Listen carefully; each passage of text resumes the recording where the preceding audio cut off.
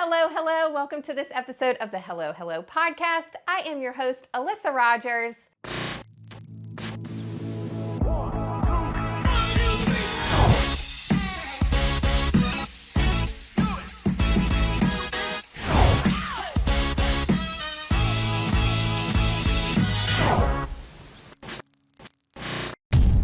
Look who I have today.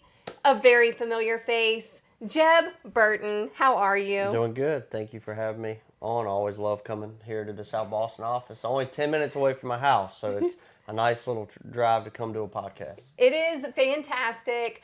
I was thinking this morning when I was preparing for this, I said, how many times has Jeb been on? This is your third time on. Really? I thought it was on my second time. No, because Okay. you came on early on when we were just starting, I think, the video portion. Yep. And I had just reached out saying, hey, will you come on the podcast? And that's where it began, where we were able to come up with the Orange Crush last right. year. Yep. So you and your dad came on after that, and now this time. Yep. It's crazy. We were just talking off camera how time flies, and our other race is about to happen because our event last year was such a success. So thank you to Rogers Heating and Cooling last year for believing in us and starting that event. And Dad's not going to race this year, but I know. it was a great event last year, and just really excited to have it again and then be at our hometown venue that's only 10 minutes away from this location here in South Boston, Virginia, at our home track. It's pretty neat. Yes, it's really awesome to see the evolution of it in just such a short amount of time. You guys made it such an easy process last year, and this year is even easier because of the hard work that your team puts in to make this happen. It's a lot, and you know, with Sarah, Tom, and then your whole staff. Last year we went on a limb and just said, hey, this is my idea.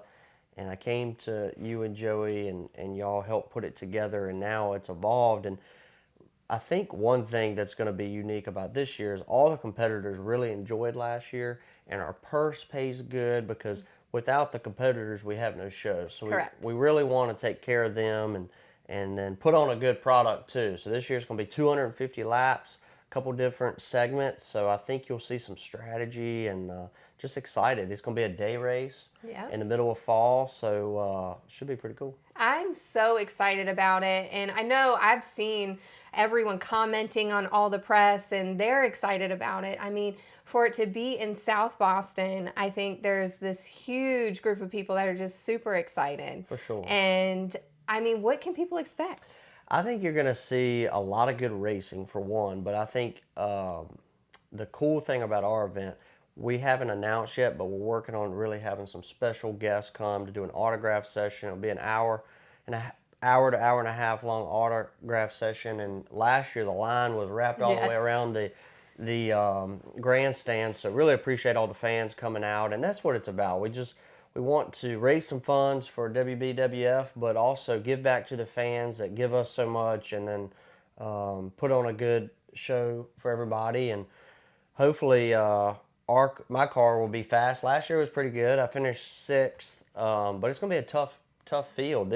Last year was a invitational race, just because we want to kind of control the purse a little bit. But this year we got 30 spots, and anybody can show up. I think it will only be 4 or 5 cars that are locked in, so it'll be 25 spots for people to qualify in. So if 50 cars show up, we've got 25 spots available. So excited for that, and it's I think Martinsville just happened, so everybody's trying to see what damage they had. So we're going to start getting a lot of requests on driver forms being filled out.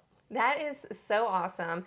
The race is November 8th. I mean, what a great time to have a race, a day race. I can feel the fall weather already. It's going to be really cool. The only kickback I've had is some people want to be deer hunting. Oh, yeah. Because we do live in a great place to deer hunt, but yeah, it's just one Saturday. We're gonna have a little pre-race concert. We're gonna have a lot of cool things going on. It's really a 2-day show. We'll have some practice and some tech stuff on Friday, and then you'll be able to come and have an autograph session, qualifying. No heat races, but yeah, it's gonna be a lot of fun. State Water Heaters and Rogers Heating and Cooling helped put it on, and just excited about it. We actually got y'all on an Xfinity car. That was awesome. This year. Our car did not run very good, but it was still cool to get that done. And racing is just like probably y'all's business. Yes. It's so many things that are out of your control, even though you all can do just as good a job or better than your competitor. But if a domino happens that you can't control, it's so frustrating. And driving a race car is the same way, but you have to figure out to not give up on yourself, and then on Monday morning say, hey, what went right, what went wrong this weekend, and you did all you can do, and turn the page and go to the next one. Yeah, I mean, of course, we follow your racing journey, and it's been a challenging year. It's been like that. Yes. That's what it's been. It's been like it started off really good, and then the last 2 months has just been not good. Yeah. I mean, and how are you navigating that? That's so frustrating, I'm sure. It is very frustrating. It, like I was saying, that part of it is probably the most frustrating thing I've ever been a part of in my life, and it's been going on for the last 10 years. It's nothing new, but what people don't realize is there's a lot more to this than just driving the car. It's the sponsorship side, finding the sponsors, and it's never enough. To be honest, I'm lucky to have the partners that I have, but to keep the ones that I have and do the things that I do, and then if the results aren't there, you got a lot of people counting on you, and when the results aren't there, it can be very frustrating, and you can spiral downhill fast. Luckily, I got a good group of guys. Everybody's still on the same page, and we don't have a lot of resources, and we're racing against teams that have all the resources, and a lot of times we're educating guessing, but we're guessing on what to take to the track and what to do because we don't have all the information. We're working on next year to get a lot more information, and hopefully soon we can talk about that. But look, it's still been a good year. I'm 14th in points. There's 19 cars out there that have the information, right? Yeah. So we're that close to winning at Talladega. Yes, heartbreaking. That was heartbreaking because if I would have won that race, it would have locked us in the playoffs, and everything that we're talking about wouldn't have really mattered. But look, it's been a lot better year than last year. My partners are still happy. We've got a lot of partners, a lot of TV time. We're doing a lot of cool things off the tracks, like this Crush event. Got a ton of partners that still believe in us, and it's still been positive. It's not all negative, and look. Yesterday I went to the farm and did some work, and just got away, and I went on an elk trip on our week off, and going to do those things has definitely helped. And working out in the gym and doing business things helps get your mind away from the negative, and then when you get back in the car, it's time to go to work, and hopefully the car will do what you want it to do.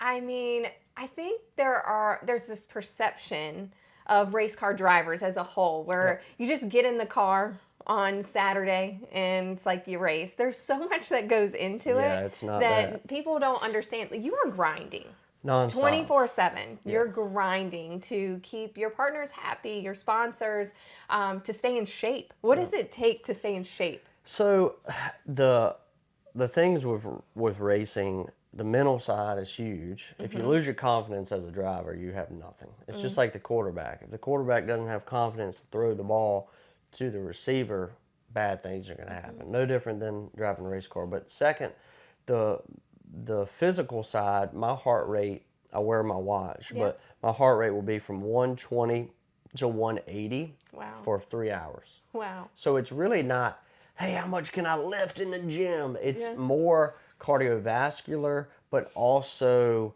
like if you put your hands out and grip and do that, you're using your core strength to drive a race car. So you've seen some guys that are kind of out of shape still perform well in the car. It's because their body is used to the heat. It's used to that heart rate, and they couldn't be able to run probably that far. But it's just people don't understand that we could go green flag for an hour and a half Yeah, that's a long time. and not have a caution, where in any other sport you run a play for 15, 20 seconds and then Right. reset. With racing, we can go for a long time. So you got to have your mental side there, and the physical side for sure. And Jimmy Johnson and a lot of people like that that came through really changed the game. Mark Martin, on making sure you're doing your side of it too, to be mentally and physically prepared for the race cars. The days of people smoking cigarettes driving race cars is gone, because your competitors aren't doing that. They're doing everything they can to get an edge. So everybody's ramped their game up. And how is it, you're all competing to win, and it's so hard to win. I mean, what is it like the day of a race or leading up to a race? Like, are you friends with the drivers? Like, what is it like? To be honest, I'm not friends with I mean, I'm cordial with some, and I have some good relationships with some drivers, but I don't hang out with them. Yeah. Like, I don't live down there, one. Two, I don't want to be that close with them. Because they're your competition. Yeah, they're competitors. It'd be like you being friends with another heating and cooling company. You just wouldn't do it. Right. You don't, it's just you might be cordial. It's awkward. Yeah, it's like, yeah, so not really. Yeah. And so, what is it that just keeps you going? It's a grind. We're talking about that grind. What is it that keeps you going? It's tough. I would say that, like, it's nothing better and nothing more rewarding when you go through the struggles and then it all pays off, right? Of just the grind and making it happen, right? A lot of people don't understand, like you said, that what goes into just be there, right? I've been lucky enough. I've won 2 Xfinity races. I've won a truck race. A lot of people have never won a race, a NASCAR race. So I've made it a career, and I would like to keep going for another 10 years. But we also get to do a lot of cool things. Like, we're giving away an emotional support dog to a veteran at Charlotte Motor Speedway. We've got a lot of partners that help with that. But to bring light, if I succeed at the racing, it can help Dad's Foundation. It can help a lot of other things and do a lot of good as well. So that's been pretty rewarding. And we actually saw the dog at Kansas, and it's coming to Charlotte, and we're going to give the dog away there. So a lot of neat things we get to do around racing. You definitely do amazing work behind the scenes for people. And, I mean, give us an inside view of kind of what's going on at the Ward Burton Wildlife Foundation right now. The foundation right now is protecting over 55,000 acres from encroachment, putting conservation easements on lands around military bases so developing can't happen, so our men and women can train. The foundation itself is responsible for 12,000 acres that we manage and take care of, just property maintenance, from planting, burning, just wildlife conservation practices. All of that came because of what Dad created in 1996. So that's been pretty cool. And then we also have some veterans events that we do just to entertain veterans and show them a good time. We got the emotional support dog program. So the main goal with Dad's WBWF that he created now is to protect the military bases with the National Guard. So, encroachment don't happen, new building and things like that, because if they're shooting off tank rounds, you can't have a neighborhood right there, right? So if you look at a map, a lot of different pieces of property are being sold or developed, and the cool thing with the conservation easement, it can protect that, so that can never happen, because our land and wildlife deserve a voice, and I feel like we are the voice. And there's a lot of great other organizations. The Rocky Mountain Elk Foundation, the Theodore Roosevelt Foundation do a lot for conservation. So that's our main goal, and the military and the veteran side is kind of the second thing that we do. And these funds that we're going to be able to raise for Crush, help for employees and staff that it takes to run all these things, because it takes a lot of funding to do it. And Dad's not one of them. So Dad doesn't take a salary. He should, because all he does, he spends every single day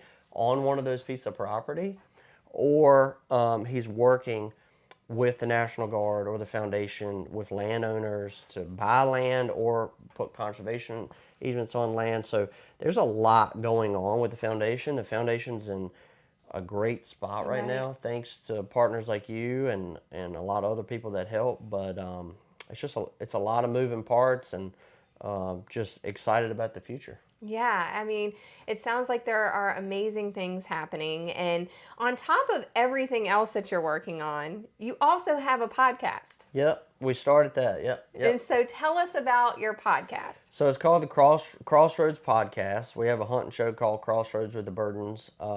We just get on there and we talk about what's going on behind the scenes with racing. My dad just went to France and Italy, exploring World War II. Different things happened there. We talk about hunting, fishing, any kind of old funny stories. We're actually going to have my buddy Andrew Abbott on there that pitches for the Cincinnati Reds. That'll be a good one. Halifax County native, so that's pretty cool. We have some special guests on there. So yeah, it's been cool, and it's growing, and yeah, it's been fun. And so how often does it release? Every 2 weeks, we release an episode on Thursdays. Thursday mornings, it will go out. So if you're on your ride on Thursday mornings, you can listen, and it will also be on Racing America as well. That's fantastic. And I mean, what is it like sitting down every couple weeks and talking about all of these things? Dad is getting better at it for sure. He didn't really know what in the world we were doing to start, but it was really just, look, we have all these different stories and different things going on in our lives, and that's why we picked every 2 weeks, so we could really dive into, spend 5 to 8 minutes about a subject and go on to the next thing. Yeah. So I'm really looking forward to having Andrew on there and talk about his career and how he got to where he is from our little town, and this so much that's different about his path and my path, right? Like, if you can throw the baseball and be really good, somebody will notice you. Driving a race car, there's a lot of guys that race around here that can do just as good as me, but they never got the opportunity, just because my sport is all about funding. It is. That's all it's about. And I've been in the best cars out there because I had the funding, and right when the funding dried up, I hadn't been in the best cars. So if you don't have the piece of metal to make you run fast, you can't run fast. But in his sport, if he can throw the baseball right, he can shine. So it's a total different thing, and unfortunately, it takes money to do my sport, and all you need on his sport is a jersey and a ball, right? So it's a total different thing. Yeah, and so every 2 weeks you have cool guests. Yep. Your dad is on there with you. Yep. I mean, what would you like to see happen with that? I'm hoping that it can just continue to grow. It's been another asset from our partners, more exposure. People really enjoy the conversations that we have on there. We just took my girlfriend's son and then another young girl on the youth day hunt. They both were able to harvest 2 does. My dad and his buddy Stanley Reeks were able to do that, so that was cool. So we're doing a lot of different things, and it's been fun, and it's growing, and just excited about the guests coming up on there. But I would say the goal is, I'm hoping that it can just reach a lot more people, and we can spread the word about conservation, spread the word about what's going on with our racing, and some of the cool things like the Crush that's coming up. A lot of people think that, like I said earlier, that it's a invitational race. It's not. So anybody can come run. So I'm hoping just the more we do, the more we can educate people about all the kind of different things we have going on. Jeb, you are the real deal. I don't know about that. You are the real deal. I mean, truly, if you follow, I'm sure you do. I'm sure you follow Jeb on social media, but you really do give everyone an inside view to what you have going on in your life. And so I appreciate the authenticity that you provide everyone. It's a lot going on, and it's it's a lot of different people to keep happy, as you can imagine. Yeah. My buddy Tom Dano, he works for me full Yes. time. He keeps it rolling, and every weekend we have about 20 guests come to the racetrack. It's we've really turned it into a nice little business where Yeah. it's we try to take care of everybody the same if they're a tiny sponsor or a big sponsor or just friends or family that are there, and give them a cool experience to come see at the racetrack. And yeah, I still want to be racing in the Cup Series. That's the goal, right? Okay. Like, I want to be able to race on Sundays, and we just have to keep building. I'm 33. I'd like to drive until at least 43 to 45. Yeah. So I've got 10 or 12 more years.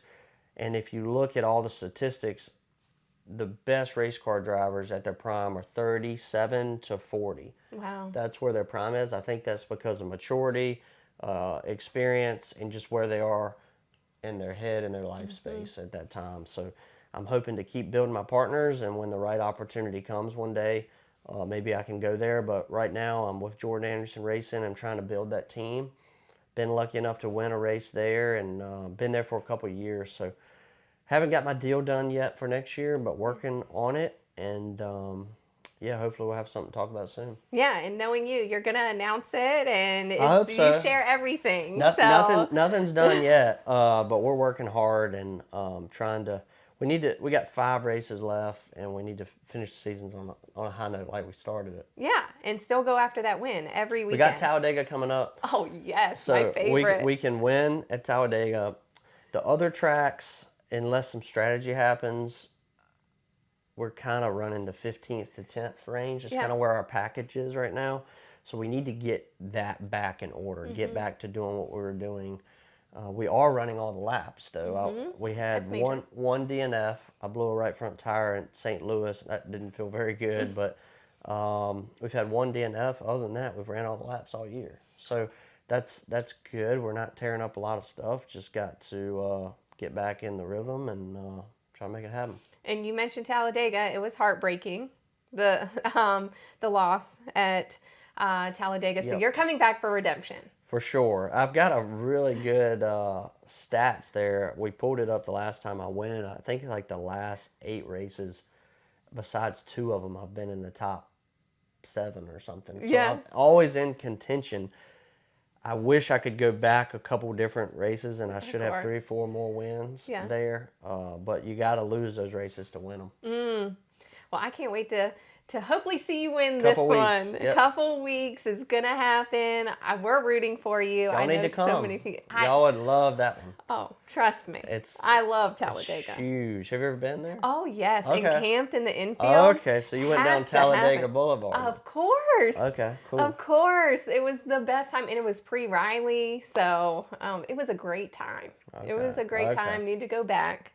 Need to go back and see you win. That would be nice. Yes, and so definitely my favorite track, and I love watching you race there because you can see how much you love that track too. My car is an equalizer there. People ask me that all the time, why you run so good there. One, you're wide open a lot. You're out of the throttle some, so you don't hit the guy in front of you, but the handling and all the engineering and all those things that I talk about are easier to accomplish there.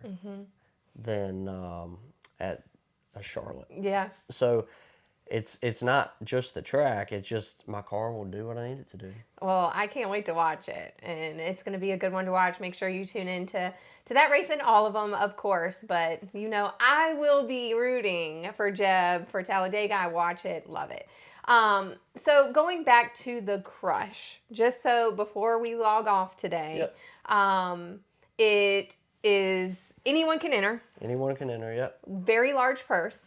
Yep, $75,000 purse, $1,000 to start, $12,000 to win. Second place is like $7,500. I think all the way to the top 5 is like $4,000. So it's like the largest in the circuit, right? I would say besides Martinsville, right, and maybe a couple other races. I mean, a Cars Tour race to win is only $7,500. Yeah. So our purse is better than Cars Tour. And that was so important to you when we were coming up with this whole concept. It was very important. So I think the problem with not just late model stock racing, but even Xfinity racing, truck racing, the only one that has it closer now is Cup.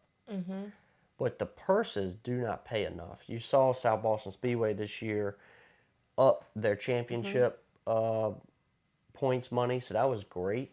But the problem is it's still not enough because without sponsors with racing, we can't do it. It costs too much. I mean, to run a full-time late model season, you're spending $200,000 to $300,000. Depends on what accident you have.